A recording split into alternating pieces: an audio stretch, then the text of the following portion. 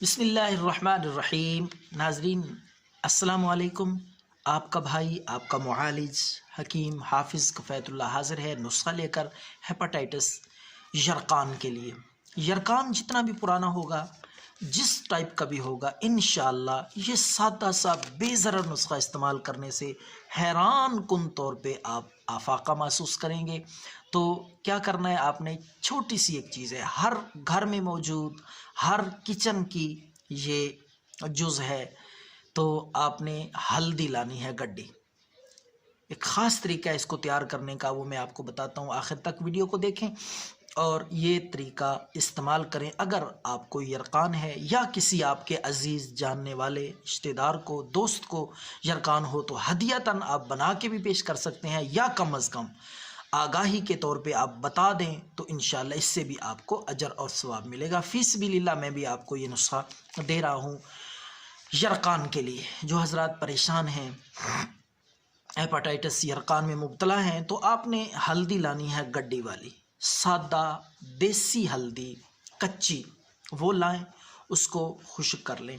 اس کے بعد آپ نے دیسی گھی لے لینا ہے۔ جتنی مقدار میں ہلدی ہو، 50 گرام یا 100 گرام، تو اتنی مقدار میں آپ دیسی گھی گھر کا خالص کوشش کریں، تو اس میں ڈال کے آپ نے اس کو بھوننا ہے۔ ہلدی ثابت پیسنی نہیں، بلکہ وہ گڈی والی ہلدی ثابت گھی میں ڈال کے اچھی طرح اس کو بھون لیں۔ جب براؤن ہو جائے اور آپ سمجھیں کہ اب کوٹنے سے یہ بالکل باریک صفوف بن جائے گا، تو بھوننے کے بعد جب اس کا رنگ براؤن ہو جائے گہرا، تو اتار کے اس کو پہلے ٹھنڈا کریں۔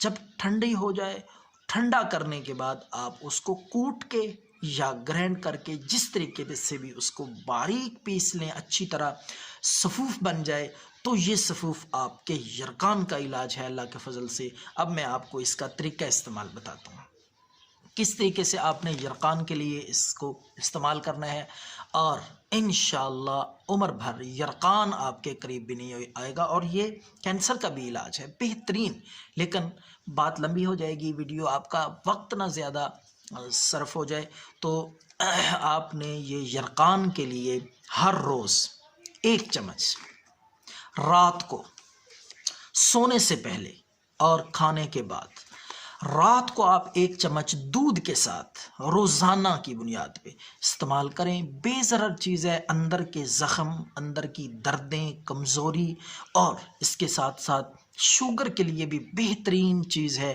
لیکن یرقان کا تو یہ ایسا علاج ہے، اکسیر ہے، انشاءاللہ یرقان کا نام و نشان نہیں رہے گا۔ دعاؤں میں یاد رکھیں۔ اللہ ہم سب کا حامی و ناصر ہو۔